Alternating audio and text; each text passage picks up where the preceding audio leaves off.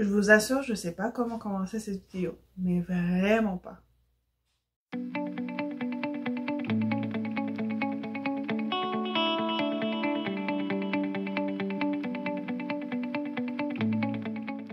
Yo, c'est Manu et bienvenue dans mon journal. J'espère que ça a... Je sais plus comment parler. I'm not sorry. J'espère que vous allez bien. La dernière fois qu'on s'est vu, c'était il y a 4 mois, au début de cette année en fait. Donc, en vrai, bonne année en retard. Hein? En retard de 4 mois, presque 5. Mais bon, c'est pas grave. Donc, aujourd'hui, dans cette vidéo où je vais un peu vous expliquer mon début d'année assez chaotique. Je vous avoue, c'est la 4e fois que je recommence cette vidéo. Parce que j'ai un petit cousin qui est à la maison en ce moment et qui n'arrête pas de crier. Mais bon, on fera avec. Genre, je mettrai de la musique en background et tout le kit pour essayer que vous l'entendez pas trop.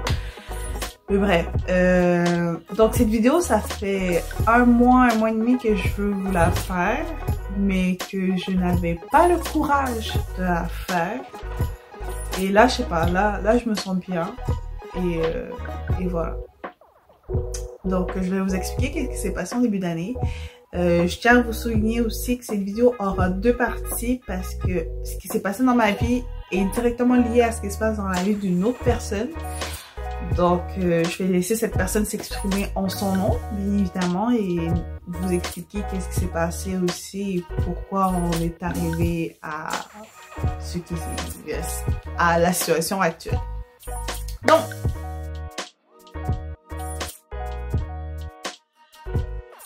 j'ai commencé l'année en travaillant, je vous mens pas, et au travail, il y a eu de la merde. Il y a eu énormément de merde. Genre, pour vous dire, j'ai commencé le 1er janvier, il fallait que j'aille parler avec des policiers à cause de toute la merde qui se passe au travail. Donc, ça a commencé assez mal l'année. J'avais un bad feeling. J'étais là, j'étais comme, mais qu'est-ce qui se passe? Le 2 janvier, le 3 janvier, j'ai eu congé. Donc, je suis restée à la maison, je jouais à Genshin, je vivais ma best life. Et vient le 4 janvier, je me rappelle que je travaillais cette journée-là. Et j'avais un mauvais feeling. Mais vraiment un très mauvais feeling.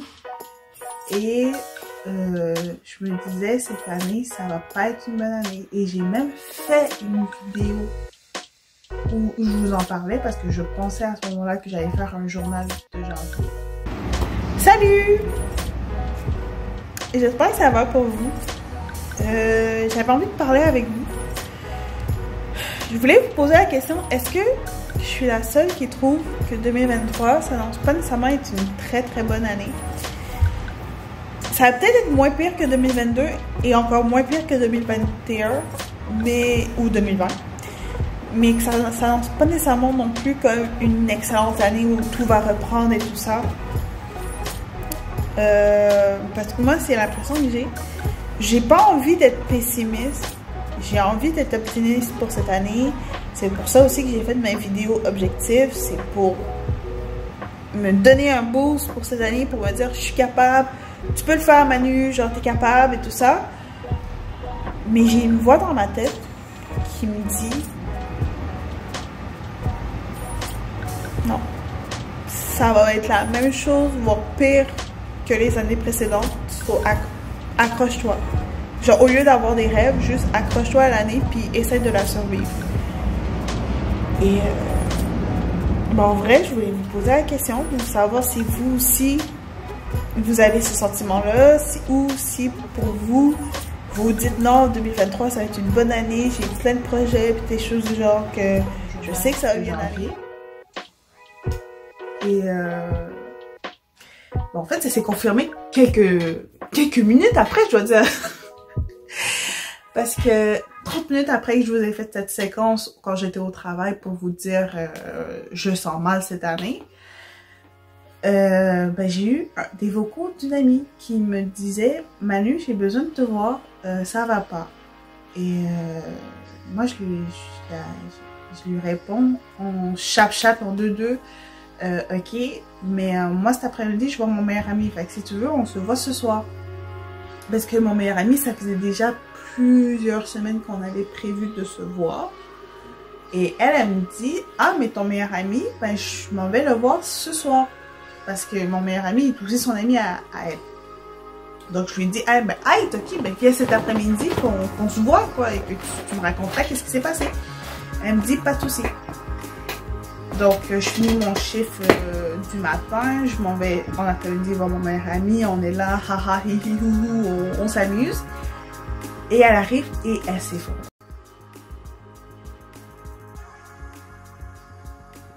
Mais quand je vous dis qu'elle s'effondre, c'est... Et elle pleure sa vie. Et j'étais là, mais what the fuck? Mon meilleur ami ne comprenait pas, il savait même pas comment réagir. Donc moi, je la prends dans mes bras, je la serre, je la console, je lui dis, écoute, genre, prends ton temps, calme-toi, tu nous parleras après, genre, vraiment, genre, sors tout ce que tu as à sortir. Et elle nous explique après ce qui se passe chez elle. Et on est là, on est comme, mais c'est quoi cette histoire? C'est quoi ce bordel? Donc, pour vous faire court, elle vous expliquera si elle souhaite vous l'expliquer. Mais pour vous faire court, une personne dans sa famille devait aller aux urgences et elle n'y allait pas pour une raison X. Ok. Et donc, moi puis mon meilleur ami, on est là pour on est comme, ben non, cette personne doit aller à l'hôpital. Ou au moins, s'il ne veut pas aller à l'hôpital, qu'elle aille dans une clinique pour savoir qu'est-ce qu'elle a. Genre, parce que là, ça, de ce que tu nous dis, ça a l'air grave, qu'est-ce qui se passe, ok? Donc, et comme, est-ce que je devrais appeler une ambulance, tout ça? Nous, on lui dit, ben, en vrai, ouais. Appelle une ambulance, que peut-être qu'au moins les ambulanciers pourront essayer de la convaincre qu'elle doit aller à l'hôpital, peut-être.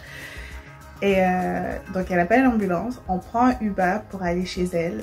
Et durant l'appel, elle appelle ses parents pour expliquer qu'elle a appelé une ambulance pour la personne en danger.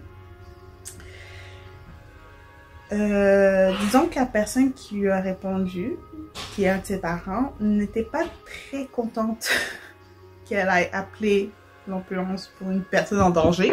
Je le souligne en gras, en rouge.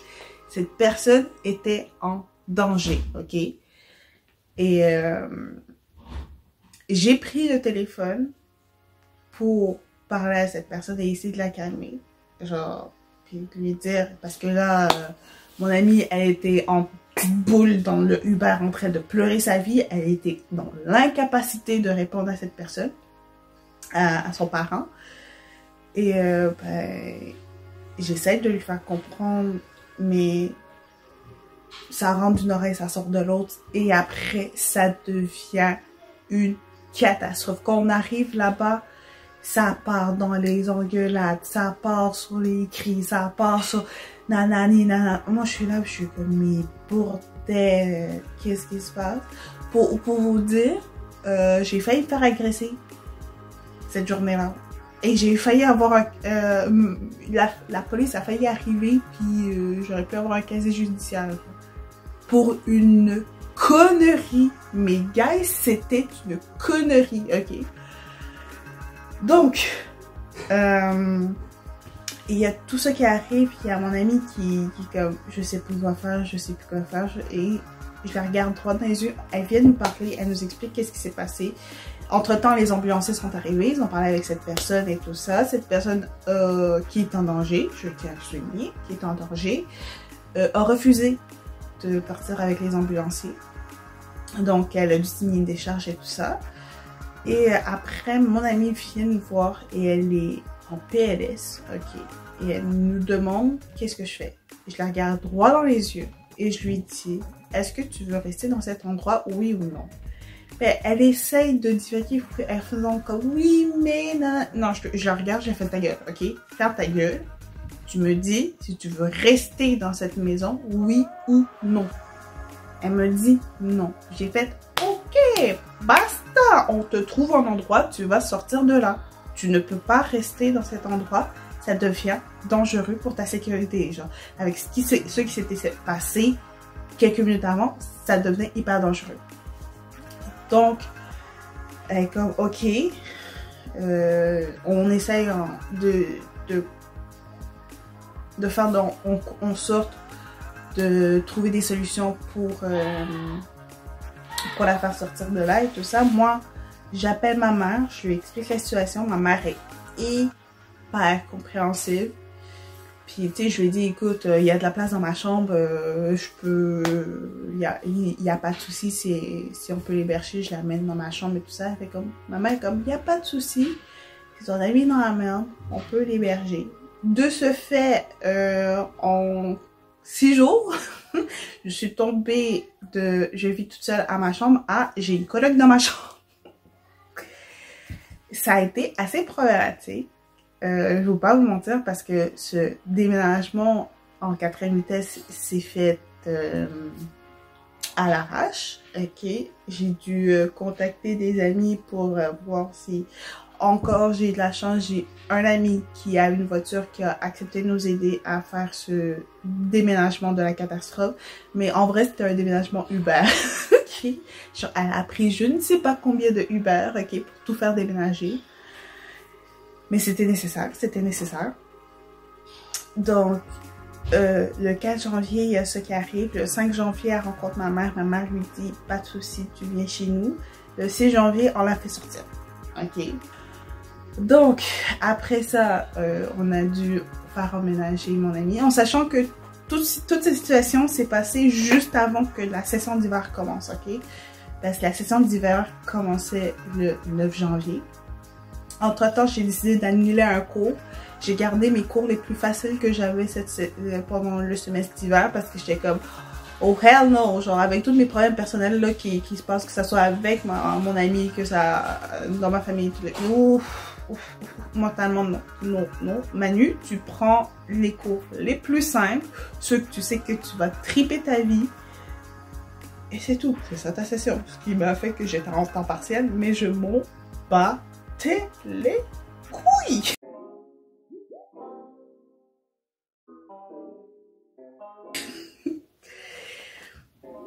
Après ça, ben, j'ai eu un extrême mal de dents j'ai contacté, j'en ai parlé à une de mes amies qui était hygiéniste dentaire. Mon amie a fait genre, tu sais quoi? Telle date, tu viens à ma clinique, on va voir qu'est-ce que tu as. Ok. Je vais la voir. On me dit que j'ai une carie très profonde et qu'il faut que je fasse, soit que je me fasse arracher la dent, soit que je fasse un traitement de canal. Un traitement de canal, c'est cher. C'est très très cher. Et je vous assure que je n'avais pas l'argent pour ça. Donc j'ai battrippé. Genre je vais pas vous mentir, j'ai énormément battrippé parce que je ne pouvais pas claquer 1200 $ comme ça. Surtout qu'à ce moment-là, ben, je n'avais pas d'assurance dentaire. Donc, j'en ai parlé avec ma mère. Ma mère m'a dit, ben écoute, je peux te rajouter sur mes assurances au travail et tout ça, il n'y a pas de souci. Elle m'a rajouté sur les assurances, j'ai pu faire le traitement et tout ça. Les assurances n'ont pas couvert en entier, mais suffisamment pour que je puisse le payer en vrai. Parce que claquer 1200 $ comme ça, j'aurais pas pu. Et encore, c'était pas la seule chose à faire parce que j'avais une carie profonde, il me fallait un traitement de carie, mais il me fallait 2 plombages. Et il fallait que j'aille un nettoyage. Et encore, j'ai d'autres trucs à faire dans mes dents, mais là, j'ai fait le stop, ok? On fait les plus urgents et après, on arrête parce que je n'ai pas d'argent.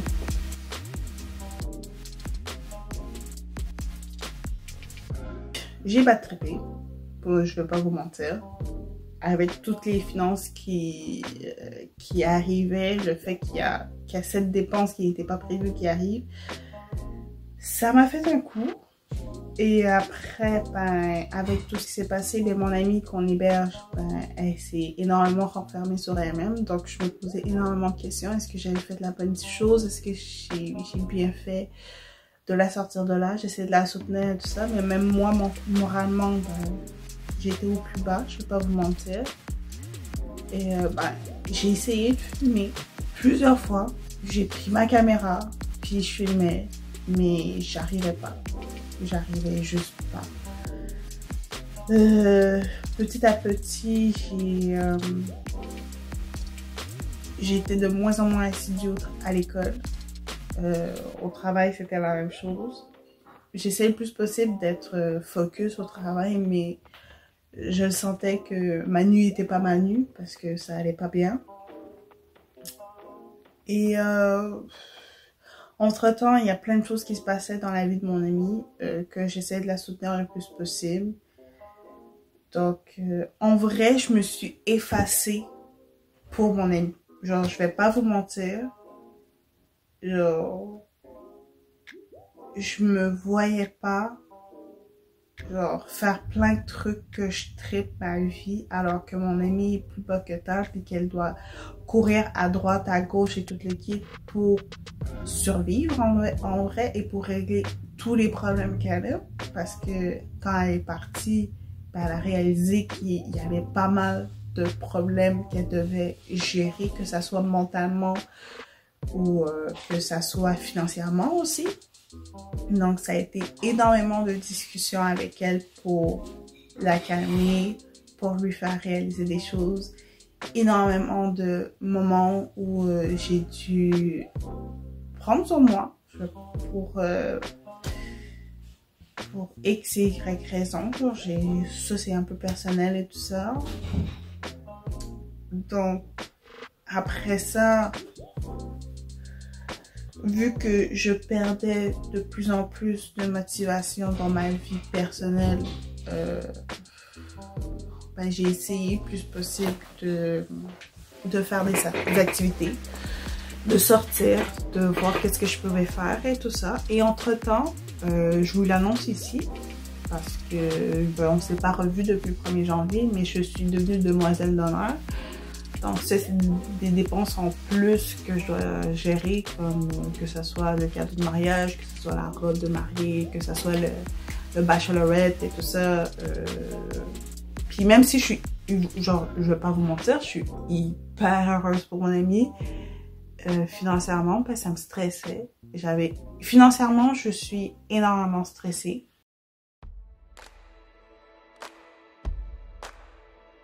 Ça, genre vraiment... Après le gros mois de janvier puis ma déprime du mois de février, c'est beaucoup d'accumulation de petites choses qui ont fait en sorte que je me sentais pas bien. Mais j'ai réalisé en fait que ça allait pas. Et j'ai commencé à faire quelques petits trucs pour m'aider. Et ben là, ça va mieux. Là, ça va beaucoup mieux. Là, je me sens prête à reprendre les vidéos. Je vais pas vous mentir, je ne ferai pas une vidéo à toutes les semaines. Je vais pas dire que j'ai pas le temps. J'ai le temps, mais j'ai pas l'énergie. J'ai vraiment pas l'énergie pour ça. Donc, je ferai une vidéo ou 2 semaines. Si j'ai l'énergie pour. Sinon, ça sera aux 3 semaines. Je sais pas. Je sais pas encore le rythme. Mais vous verrez à force que je poste les vidéos. Donc, en vrai... Je vous raconte pas tout parce que énormément de choses sont reliées à mon amie, donc je peux pas tout vous dire nécessairement. C'est vraiment vous parler de mon side, comment moi j'ai vécu ces moments-là. Bref, donc entre gérer et essayer d'aider mon amie, entre ma déprime personnelle, entre un travail d'équipe qui ne fonctionnait pas, ben, j'ai passé un début d'année très chaotique. Mais maintenant, ça va mieux. Là, en ce moment, j'ai une partie de ma famille qui est ici à la maison, donc ça amène beaucoup de joie et de la bonne humeur parce que là, j'ai mon petit cousin à la maison, donc un petit chenapan qui est très amusant, donc ça me fait sourire. J'ai aussi le mariage de mon ami ce mois-ci, donc j'ai vraiment hâte de la voir se marier. Ah, ça fait tellement bizarre de me dire que mon ami se marie. Ça fait 7 ans qu'on se connaît, genre 7 ans. Et de me dire, waouh, elle se marie. Après, la prochaine étape, c'est les bébés parce qu'ils y pensent déjà aux bébés, genre. Je suis comme, waouh. Le temps passe vite, hein. Le temps passe tellement vite. Bref. Donc voilà ce qui conclut cette vidéo. Donc là, je vous ai vraiment parlé en mon nom, personnellement, qu'est-ce qui s'est passé. Il y a eu d'autres problèmes, mais ça, je vais le garder de manière personnelle. Et là, je vous parle vraiment de ce que je me sens à l'aise de vous parler. Il y aura une deuxième partie justement pour vous expliquer la colocation que j'ai avec mon amie et qu'est-ce qui s'est passé pour elle. Si elle se sent à l'aise, elle parlera de la journée au complet. Là, je vous ai fait un petit brief, mais elle vous parlera de cette journée. Je vous laisse. Merci d'avoir écouté cette vidéo. J'espère vous revoir sur une prochaine vidéo. Et voilà. Je vous demande pas de liker, commenter, partager parce que je sens que cette vidéo va pas être recommandée vraiment tant que ça. Puis ça va probablement être juste les quelques abonnés que j'ai qui vont écouter cette vidéo. Mais merci. Merci de l'avoir écouté. Et on se dit dans une prochaine vidéo. Bye!